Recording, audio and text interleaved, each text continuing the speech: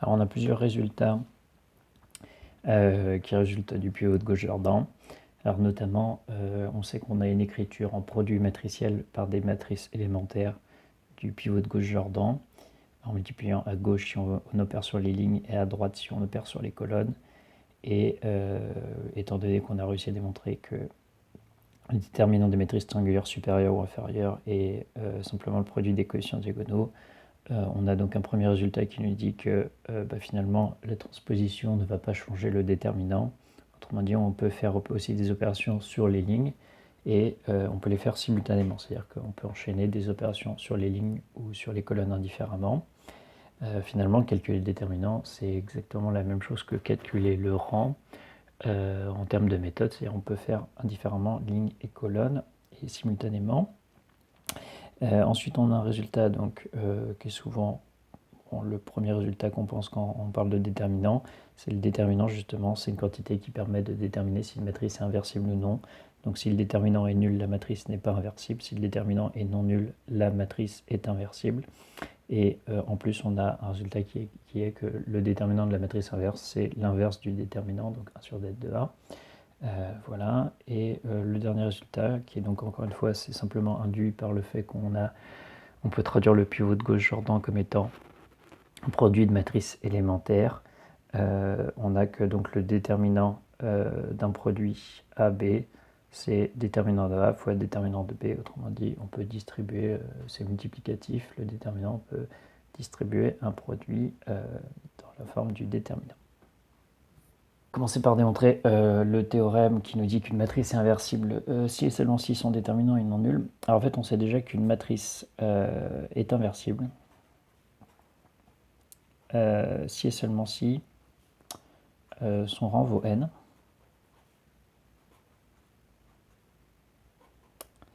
Mais on sait qu'une matrice, forcément, elle va être équivalente, alors, soit en ligne, soit en colonne, à une matrice échelonnée. Alors sauf que si on est échelonné et carré, alors on est nécessairement une matrice triangulaire. Alors ici c'est échelonné en colonne, donc ça va être triangulaire inférieur. Donc en fait on aura des coefficients dans la diagonale, alors que j'appelle D. Mais dans l'idée, ces coefficients-là, D1, Dn, seraient les pivots, à condition bien sûr qu'il y ait suffisamment de pivots. Autrement dit, le rang est n, si et seulement si les coefficients ici sont non nuls.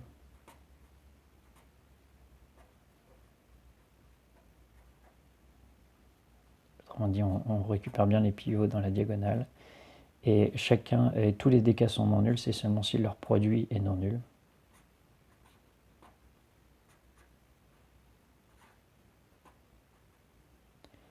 Voilà, et on sait que les opérations qui peuvent arriver ici, donc dans les opérations élémentaires, c'est soit multiplié par 1, si on a une transaction ça ne change pas, soit multiplié par moins 1 si on a une permutation, soit multiplié par 1 sur lambda, 1 sur mu si on a une dilatation de rapport mu. Donc en fait ça ne va pas changer le fait de savoir est-ce que c'est nul ou non nul. Autrement dit, le déterminant à la fin est non nul, si et seulement si le déterminant au début est non nul. Autrement dit, on obtient si et seulement si tête de 1 est différent de 0. Alors à chaque fois c'est des équivalences, hein, on a l'impression de penser dans le sens direct, mais il y a bien sûr à chaque étape la réciproque est vraie également. Donc en fait ça nous donne le théorème, c'est-à-dire que la matrice est inversible si et seulement si son déterminant est non nul. Et on va tout de suite passer plutôt au théorème 2.5 qui lui permet de démontrer que le déterminant de la matrice inverse est l'inverse du déterminant. Donc si on a deux matrices carrées,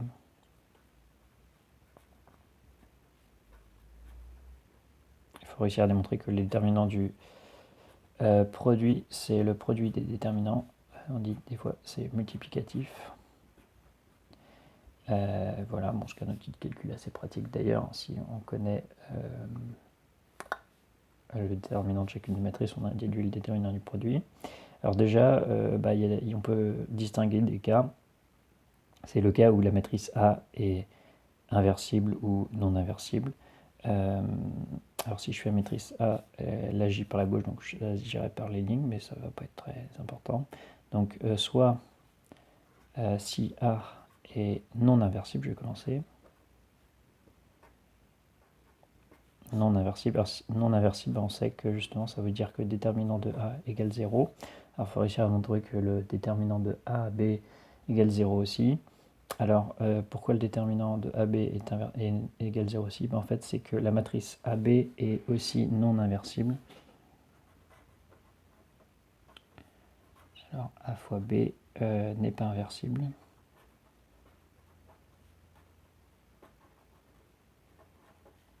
Alors si on a un argument, par exemple, géométrique, c'est-à-dire en espace vectoriel, ce qu'on peut dire, c'est que l'image de AB, donc l'image de AB, c'est bien sûr n'importe quel vecteur qui s'écrit AB fois un vecteur, donc c'est AB fois k puissance n. Sauf qu'on sait que ça, c'est inclus dans A fois k puissance n, parce que B fois k puissance n, c'est l'image de B qui est inclus dans k puissance n, et ça, c'est égal à l'image de 1. Et on sait que l'image de 1 est différent de k puissance n. Ça, c'est le critère. A est inversible si seulement si son noyau égale 0, ou si et seulement si son image égale k puissance n. Donc on a réussi à démontrer ici que ça c'est strictement plus petit, donc strictement inclus dans k puissance n. Donc finalement l'image de AB est strictement différente de k puissance n, parce qu'elle est strictement plus petite. C'est un rappel si on veut. Donc l'image de AB est différente de k puissance n. Et si je réutilise le rappel, ça vous donne que AB est bien non inversible.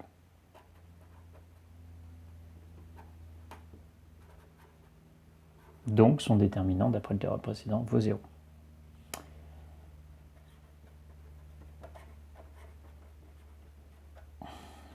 Ce qui est bien égal à déterminant de A qui valait 0 fois n'importe quoi. En fait, on n'a même pas besoin de connaître déterminant de B ici, vu qu'il y en a déjà un des deux qui vaut 0. Alors ça nous fait le premier cas. C'est le cas où la matrice A n'est pas inversible. Alors, on va traiter le deuxième cas. Alors, le deuxième cas, c'est si A est inversible, on va donc utiliser la traduction matricielle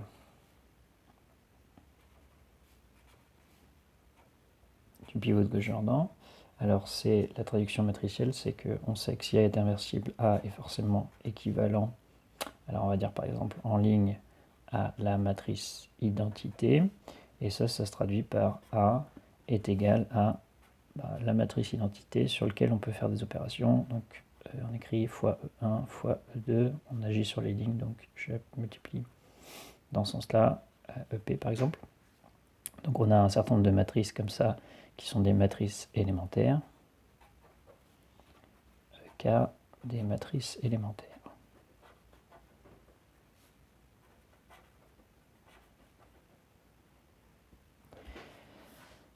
Voilà.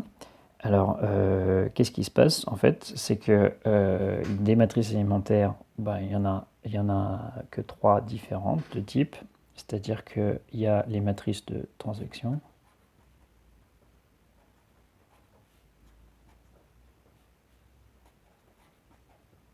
Et en fait, on peut assez facilement calculer le déterminant de la matrice de transaction.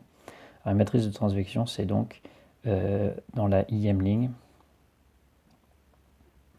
On lui applique, donc normalement on part de la matrice identité et on lui applique l'opération, donc c'est-à-dire LI reçoit lambda fois LJ, donc en fait il va y avoir lambda comme ça en JM, donc ça c'est la transaction LI reçoit LI plus lambda LJ, et le déterminant, donc ça c'est IM, ça c'est donc IM vu que c'est en diagonale, et ici c'est la JM, donc c'est ça une matrice de transaction, et puis des zéros partout ailleurs.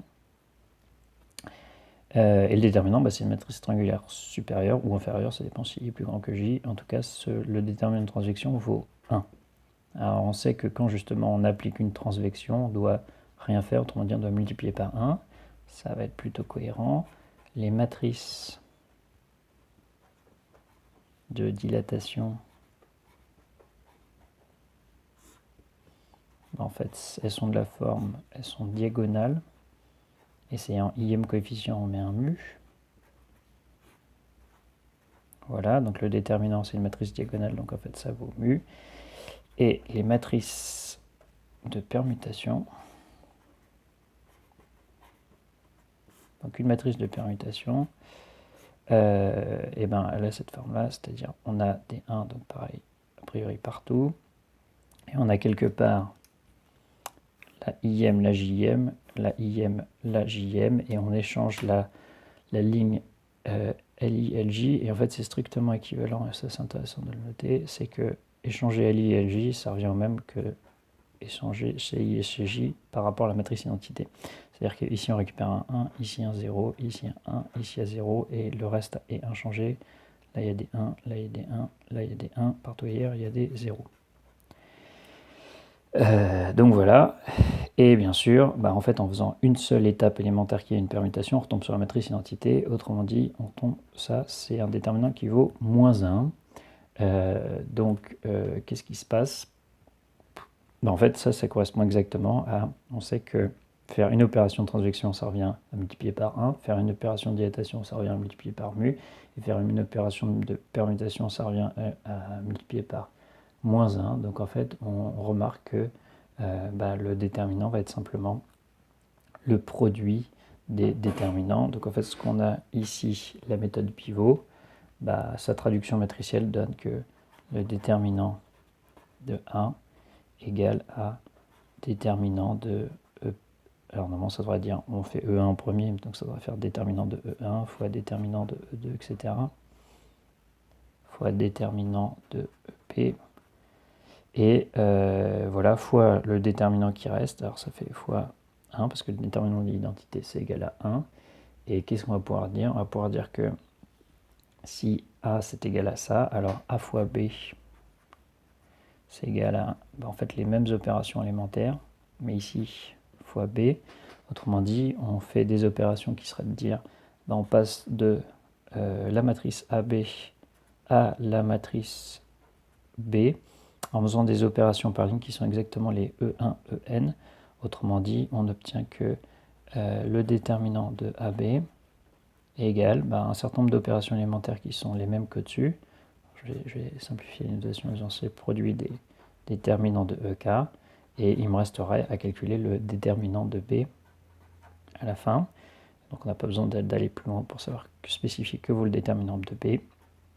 Parce que ici, on remarque que ça fait déterminant de AB égale quelque chose fois déterminant de B, et ce quelque chose-là, on a démontré précédemment que ça valait d'être de A. Voilà, donc lorsque finalement on a une matrice inversible, alors c'est simplement un produit de matrices élémentaires, et justement les matrices élémentaires ont un déterminant très simple qui traduit les opérations élémentaires. Donc on obtient notre théorème dans le cas aussi où la matrice A est inversible. Alors on va calculer le déterminant de cette matrice 4-4. Alors d'ailleurs ça peut arriver que la taille ne soit pas vraiment très explicite. Alors on affine un peu nos notations, c'est-à-dire habituellement on met dette avec une matrice entre parenthèses. Ça c'est une première notation. Alors en fait une autre notation c'est de mettre la matrice dans des barres. En fait c'est les délimiteurs de la matrice dans des barres, et on peut préciser la taille de la matrice donc en indice. Donc par exemple sur une matrice carrée de taille n, ça ferait ça. Dette de A c'est barre A avec un n. Alors en fait ça donne dans la pratique ça. Pour le 4 ici est superflu, on voit bien qu'il n'y a que 4 indices, mais quand vous avez une matrice où vous ne savez pas quelle taille c'est, on met 3 petits points, et du coup c'est intéressant de mettre la taille. Surtout que quand vous allez développer, vous allez passer à des matrices de taille inférieure. Alors ici on obtient ça. Alors ce qui paraîtrait assez naturel ici, c'est d'abord de remarquer qu'il y a une grosse symétrie dans ces coefficients-là. Donc si par exemple j'ajoute tout dans la première ligne, donc en fait je ferai L1 reçoit L1 plus L2 plus L3 plus L4. On obtient donc 4 moins x, 4 moins x, 4 moins x, 4 moins x. Donc voilà, on obtient 4 moins x partout. On n'a pas le droit de changer les autres lignes parce qu'elles ont travaillé sur L1.